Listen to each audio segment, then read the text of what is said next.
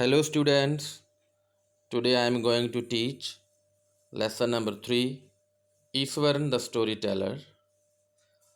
One night Mahendra woke up from his sleep and saw a dark cloudy form. He broke out into a cold sweat. Was it a ghost?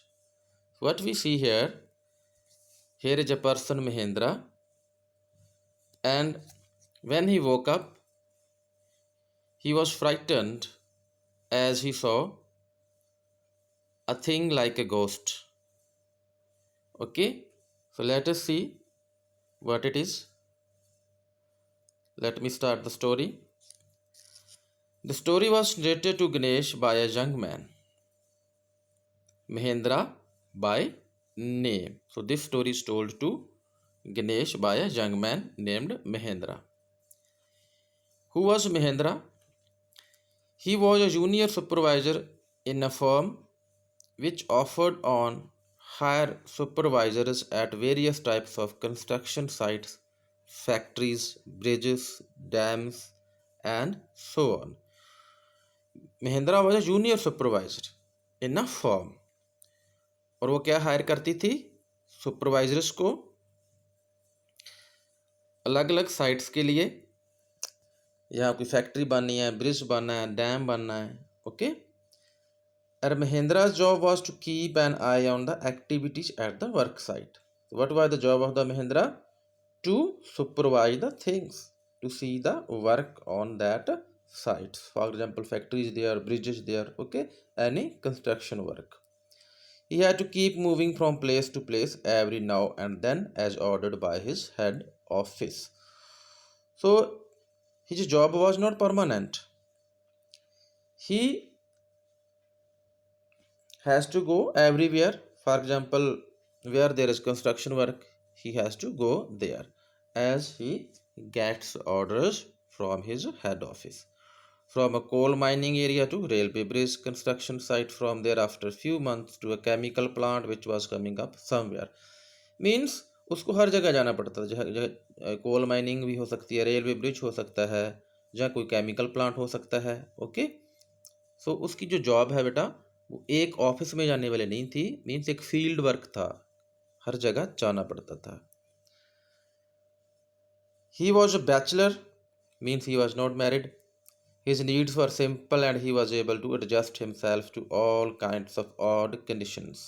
Means वो अकेला था और हर किस्म की site पर हर जगह वो रह सकता था, बेशक कोई कितनी भी मुश्किल क्यों ना हो, क्योंकि he was not married person. As you know, a married person has more responsibilities. Okay, so इन रिस्पॉन्सिबिलिटीज से वो फ्री था. Whether it was an ill-equipped circuit house or a makeshift canvas tent in the middle of a stone quarry. चाहे वो कोई circuit house है जिसमें कोई प्रॉपर अरेंजमेंट्स नहीं है, ओके, चाहे वो टेम्पोरेरी टेंट है, वो कहीं भी है, वो हर जगह रह सकता था. But one asset he had was his cook. और एक उसकी परमानेंट जो संपत्ति थी, सेट थी, वो क्या था? उसका कुक था, ईश्वरन. कुक का क्या नाम था? Ishwaran. The cook was quite attached to Mahendra and followed him uncomplainingly wherever he was posted. His cook was very good. Without any complaint, he moved with Mahendra everywhere. He cooked for Mahendra, washed his clothes and chatted away with his master at night. क्या काम करता था महेंद्रा के लिए? वो खाना बनाता था, कपड़े धोता था और इसके अलावा उसके साथ बड़ी अच्छी अच्छी बातें करता था. He could weave out endless stories and anecdotes on varied subjects. वो क्या कर सकता था? स्टोरीज बनाता रहता था. एनेक्डोट्स होता है अम्यूजिंग स्टोरी, जिसमें आपका इंटरेस्ट बहुत बना रहता है. ऐसी स्टोरी वो बनाता रहता, खुद ही वीव करता रहता था. वीव का मतलब है बनाता रहता था. Ishwaran also had an amazing capacity to produce vegetables and cooking ingredients seemingly out of nowhere in the middle of a desolate landscape with no shops visible for miles around. उसकी बेटा एक और क्या क्या खास बात थी? खास बात क्या थी कि वो उसके एक अमेजिंग सरप्राइजिंग कैपेसिटी थी. वो ऐसी जगह भी वेजिटेबल्स जहाँ इंग्रेडिएंट्स हैं, कुकिंग इंग्रेडिएंट्स को ढूंढ लेता था. एक यहाँ कोई बंजर है, कोई आसपास कुछ नहीं है, कोई शॉप वगैरह नहीं है, उसकी जो खासियत थी. कहने का मतलब He was a good manager. Okay.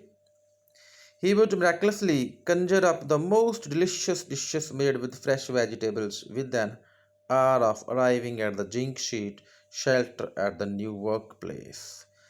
बड़े अजीब तरीके से एक ऐसे जैसे जादू करता ना, जैसे जादूगर होता है वो।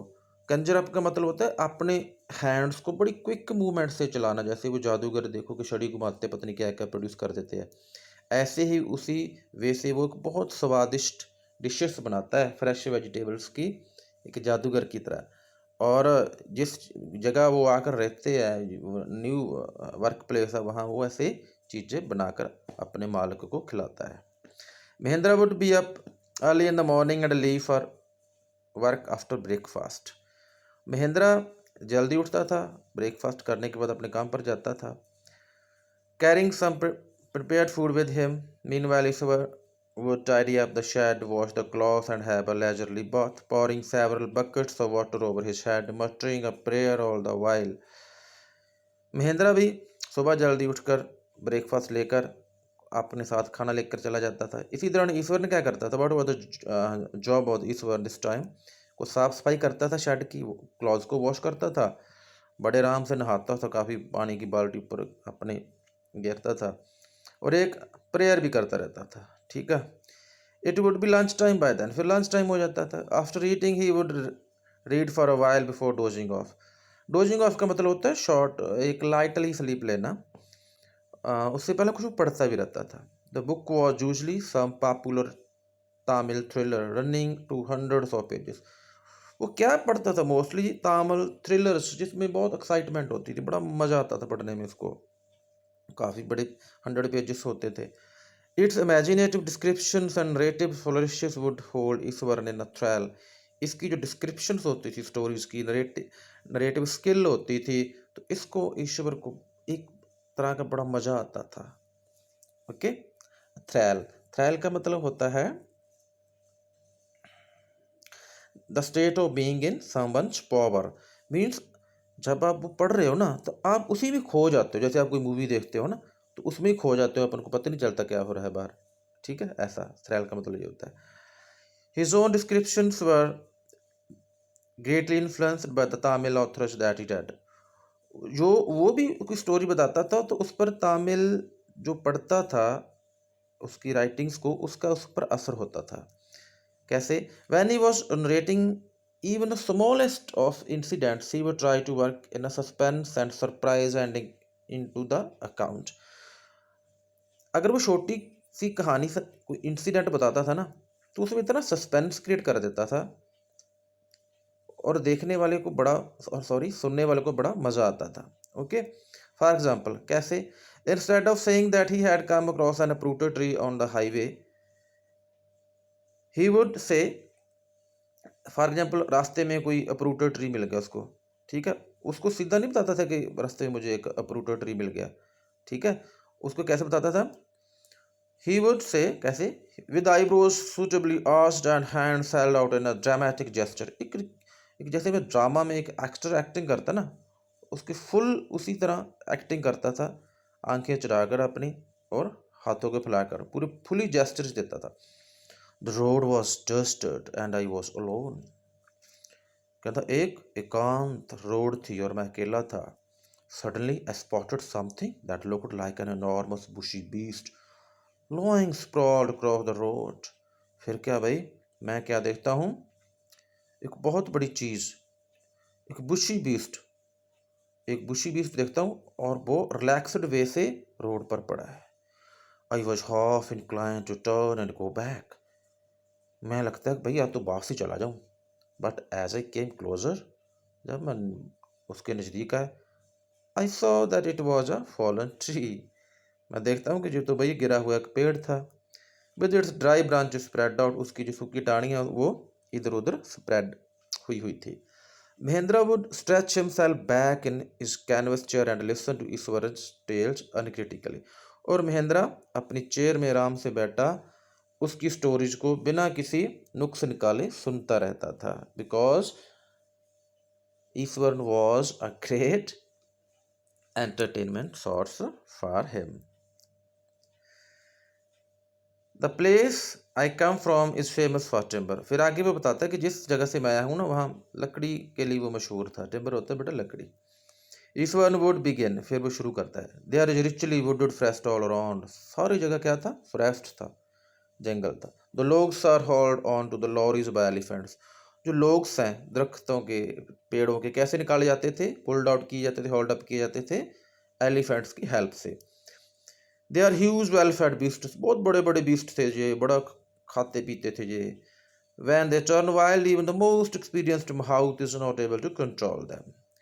जब वो पागल हो जाते थे तो उसको अच्छे से अच्छा माउथ, माउथ होता है बेटा जो कंट्रोल करता है एलिफेंट को, ड्राइवर कह लो उसका, उसको भी कंट्रोल नहीं कर पाता था।